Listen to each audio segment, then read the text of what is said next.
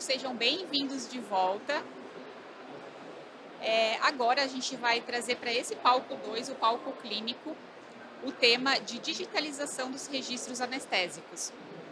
Estudos mostram que a digitalização dos registros médicos, dos registros anestésicos, reduz até 55% dos erros de documentação e agiliza aí a checagem dos dados clínicos críticos. Essa é uma informação do Anesthesia and Analgesia Journal. E é sobre isso que a gente vai falar agora nesse painel do palco 2. O tema vai ser digitalização dos registros anestésicos, ganhos reais, além do abandono das fichas em papel. Um avanço que não só moderniza os processos, mas também aumenta a segurança e a eficácia no cuidado. Eu convido no palco agora o médico anestesista do São Lucas Hospital Center, Dr. Gabriel Pires, também o CTO de São Lucas Hospital Center, Frank Wes, e a nossa diretora de Serviços e Soluções de Healthcare Informatics na Philips, Rafaela Guerra.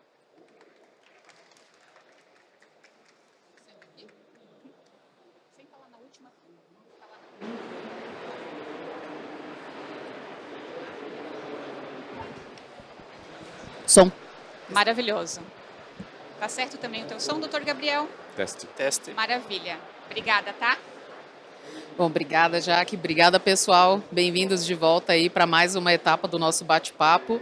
Queria começar agradecendo aqui aos nossos convidados pelo tempo disponibilizado para participarem desse painel numa discussão tão importante, né, e tão relevante.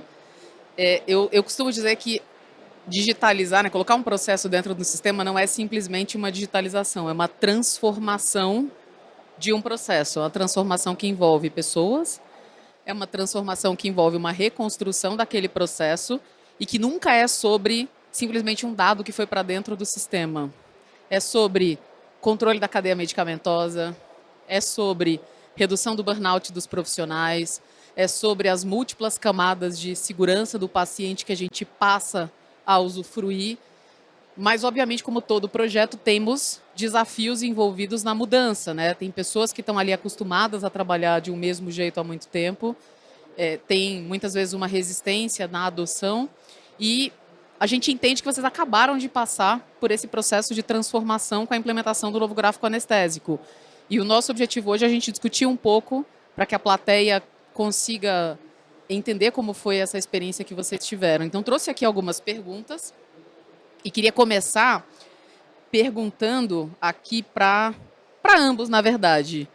E aí vocês podem escolher, né? E de repente os dois podem comentar. O que motivou o Hospital São Lucas a implementar o gráfico anestésico do TASI? Quais eram as dores do negócio que vocês buscavam resolver? Bom, acho que essa é a nossa parte. A gente teve uma determinação da direção e direção clínica para a gente ter rastreabilidade do que acontecia no hospital, né? Principalmente a questão jurídica, a questão de faturamento, né? Para conseguir mensurar o que estava acontecendo. A gente tinha uma realidade que a gente tinha 3 grupos de anestesistas terceirizados, cada um registrava os dados de uma forma. 2 eram em papel e uma em sistemas de terceiro, né? Então, quando acontecia algum problema, a gente precisava checar alguma coisa, a gente ficava na mão de terceiros, né? Não tinha essa rastreabilidade. Então, por isso que a gente desenvolveu ali um trabalho muito forte para conseguir implantar isso, né? Então, foi esse o motivo da parte do negócio. E também tem a parte clínica, né? Que o Dr. Gabriel vai poder... Participando com esse olhar clínico do anestesista para a gente realmente ter essa sequência do cuidado, todos os registros que a gente faz do intraoperatório e também do pré-anestésico que a gente consegue fazer dentro do TASI, para ficar registrado, ter essa continuidade para todos que tiverem acesso ao prontuário do paciente, ter acesso às medicações, os anestésicos e principalmente sinais vitais, né? Então, quando veio da direção esse pedido, né, que a gente começasse a desenvolver a parte do gráfico anestésico, como eu já tinha tido experiência em outro hospital durante a minha residência, me disponibilizei sempre em colaboração com a equipe do TI para ajudar nessa implementação e tentar personalizar um pouco para o nosso cuidado, criar os nossos protocolos, as nossas padronizações. Gabriel, explica um pouquinho para a gente como foi a condução desse projeto. Vocês fizeram algum tipo de comunicação? Teve uma etapa de configuração ali? Vocês apresentaram, treinaram? para quem estiver pensando na plateia que gostaria de implementar, traz um pouco mais de tangibilidade a como vocês fizeram. Desde o início, quando veio essa comunicação da direção para a gente, que chegou nos anestesistas, eu me prontifiquei a ajudar, porque eu olhei para o lado e de todos ali, acho que eu era um dos poucos que já tinha tido contato anteriormente com o sistema do gráfico anestésico. Eu sabia que precisava ser abastecido, precisava ter o contato com a equipe da TI, porque eu não sei de gestão de sistemas e eles não sabem como preencher uma ficha anestésica. Então, essa via de mão dupla, né, essa colaboração, ela é muito importante. Foram feitas várias reuniões, grupos do WhatsApp para a gente debater. De início a gente começou sempre fazendo de forma híbrida, continuando a fazer das formas antigas e testando o TASI aos poucos. Eu particularmente criei os protocolos, todos os medicamentos de cada tipo de anestesia que a gente conseguia selecionar. E a gente foi ajustando o que dava certo, o que não dava. E depois a implementação, que deu, o Frank pode falar melhor, que ficou um funcionário do TI dentro do centro cirúrgico em horário comercial, né? Para dar esse auxílio para os anestesistas que tinham mais dificuldade. E como eu também estava lá quase todo dia, também conseguia auxiliar no dia a dia. Tivemos adversidades, algumas dificuldades da mudança. O anestesista ele é um médico metódico, um pouco cético. Não é ruim o anestesista ser metódico, porque ele segue o passo a passo dele. A gente é sempre comparado aos nossos checklists, nossos protocolos, à aviação, né? Então, toda mudança acaba trazendo um pouco de receio. Principalmente, igual foi falado na conversa anterior, aos mais velhos. Eles estão acostumados com o papel, eles não querem mudar, eles acham que o papel é suficiente. Então a gente teve um pouquinho de dificuldade de contar com a boa vontade de alguns colegas, mas a gente venceu tudo e hoje já está bem estabelecido no nosso gráfico anestésico.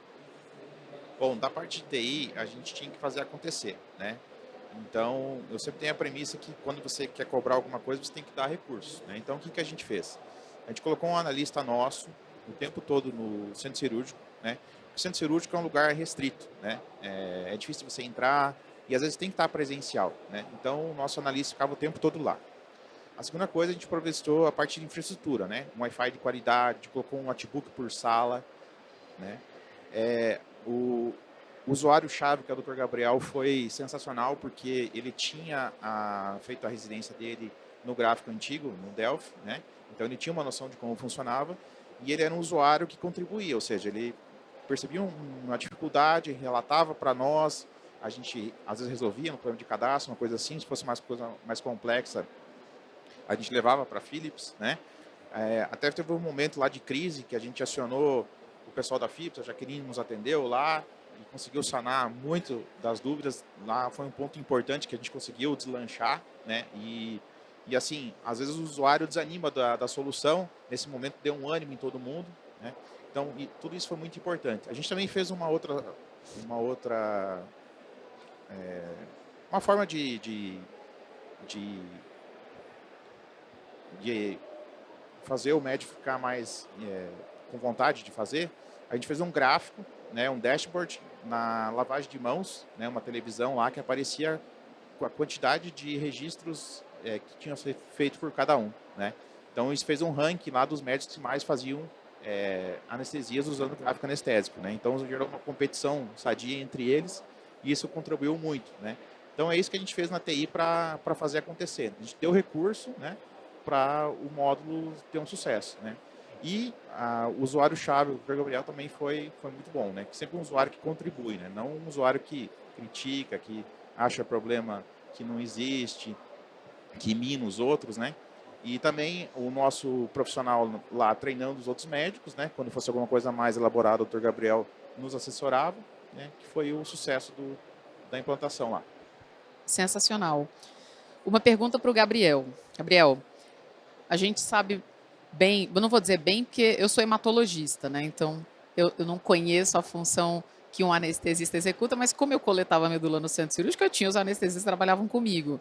E eu observava bastante a rotina desses anestesistas, e eles de fato são muito metódicos, o que é maravilhoso para a posição que eles ocupam e para o tipo de tarefa que eles executam. E a gente vê que, usualmente, o anestesista ele é aquela figura que induz, né, faz a indução anestésica, ajuda ali no preparo dos campos, né, posiciona ali os campos, faz a indução anestésica do paciente e depois ele pegava aquele folhão e começava ali a registrar. E aí tem as particularidades de cada um, né? Tem aquele que gosta de ir registrando à medida que as coisas acontecem, tem aquele que meio que registra tudo que ele já sabe que vai fazer no início, tem aquele que deixa para registrar tudo no final.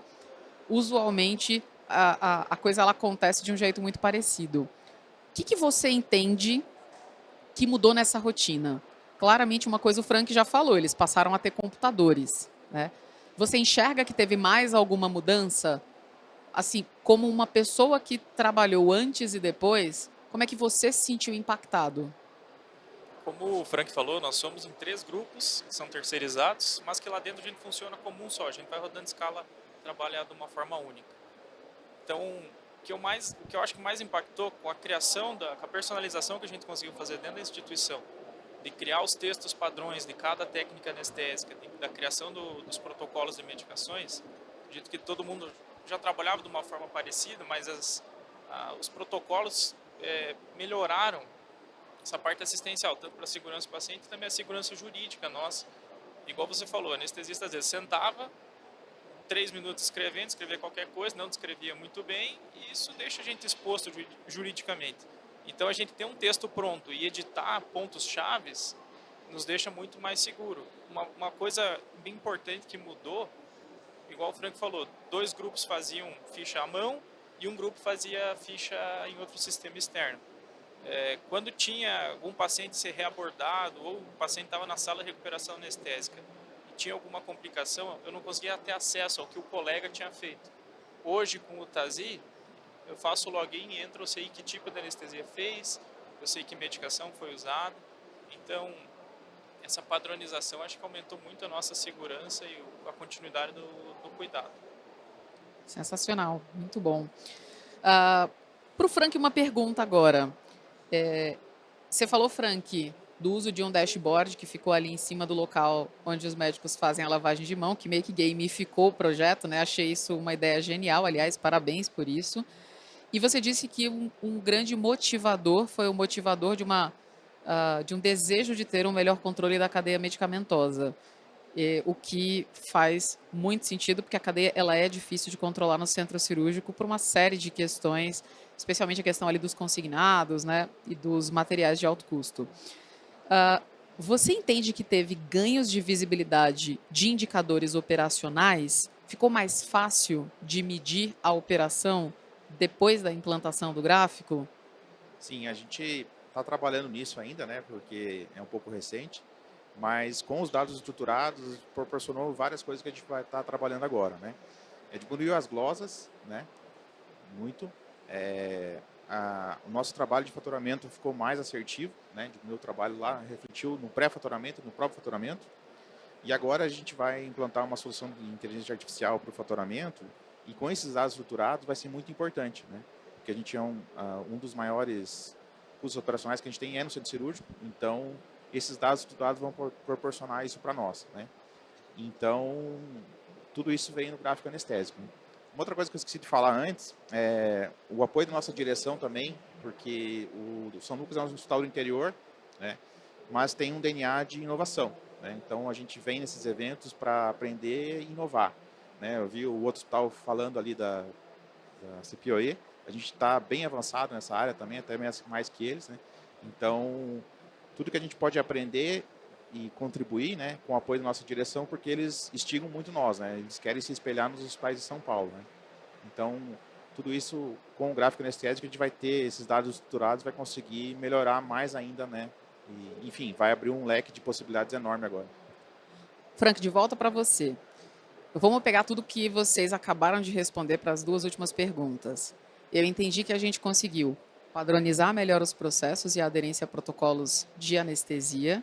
Eu entendi que a gente, com isso, conseguiu reduzir a glosa, a gente conseguiu ter um preenchimento mais assertivo, que provavelmente gerou uma RGO mais completa no faturamento, e reduziu o trabalho administrativo do time de ciclo de receita. Muito provavelmente isso deve ter gerado um aging menor de contas oriundas do centro cirúrgico. Você acha que é correto a gente inferir que a implantação do gráfico anestésico gerou resultado financeiro para o hospital? Com certeza. Gerou, O resultado financeiro, com certeza, mas o que o Dr. Gabriel falou que é o mais importante, que é a segurança para o nosso paciente, né? Isso que a gente tem a maior prioridade sempre é essa. Mas, lógico que é um investimento que acabou Se pagando. se pagando, tendo um retorno importante para o hospital. Excelente. Engraçado que a demanda vem de lá, mas sem sombra de dúvidas, eu tenho absoluta certeza de que o ganho financeiro ele existiu, Sim. mas o ganho da segurança ele foi maior. O que me leva à nossa próxima Não, pergunta, deixa eu só complementar mais uma coisa. por favor. O nosso departamento jurídico também agradece, né? Porque a gente tem todos os dados registrados.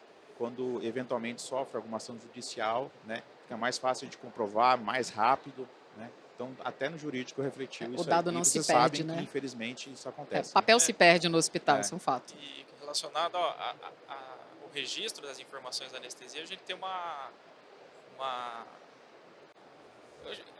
ela é diferente, né? Um caráter de lei, uma resolução do CFM, que é 2174, que ela põe sobre tudo da anestesia, tanto do ato anestésico, da avaliação pré-anestésica e também do registro do que a gente fez no perioperatório. Então tem todos os pontos, tudo que eu tenho que registrar obrigatoriamente por lei. E o gráfico anestésico do TASI, ele me permite isso, me dá uma ficha completa. Então a segurança jurídica do hospital e do anestesista com certeza teve um ganho enorme. Perfeito. Bom, eu sempre falo que o papel aceita qualquer coisa, né? Esse é eu diria que é assim, a maior força e também a maior vulnerabilidade do papel. Já uma prescrição eletrônica, né, que a gente chama genericamente de CPUE, mas não se restringe à função CPUE do TASI, né? O gráfico ele também seria uma forma de prescrição eletrônica. Isso faz com que a gente tenha validações de dose, de alergia, de interações medicamentosas, interação com droga, interação com exame laboratorial, com CID, com tudo que você puder imaginar, com dieta. E todas essas camadas de segurança, elas existem no TASI. Então, sem sombra de dúvidas, a implantação de uma prescrição eletrônica, ela traz um ganho além do financeiro e do jurídico. O maior ganho mais importante, ele é um ganho de segurança do paciente. Mas, além disso, também tem um ganho que eu queria destacar e pedir a tua opinião, Gabriel, que é o ganho na continuidade do cuidado. Veja, eu fui durante 5 anos a médica de UTI que recebia os pacientes no pós-operatório. E eu nunca tinha acesso aos dados do pré, intra e pós-operatório imediato. Eu não sabia muito bem o que tinha acontecido na RPA. Várias vezes eu fui a médica da UTI e as únicas informações que eu recebia eram aquelas que eram passadas pelo telefone para mim. Então, eu vejo essa questão da transição do cuidado como sendo um ganho muito grande, uma vez que o dado completo, né, tudo que aconteceu no perioperatório fica disponível para o médico da unidade de internação ou para o médico da UTI que vão receber aquele paciente.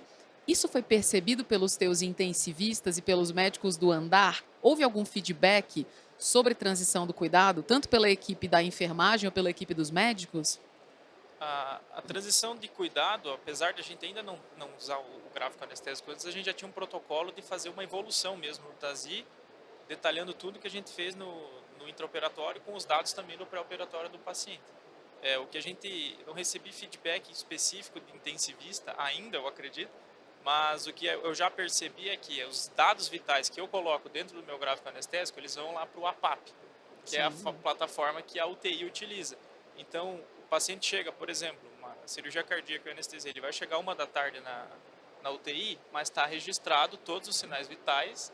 Balanço. Desde o início da anestesia, o balanço, o que eu fiz de medicação, o que eu não, de infusão de soro e etc.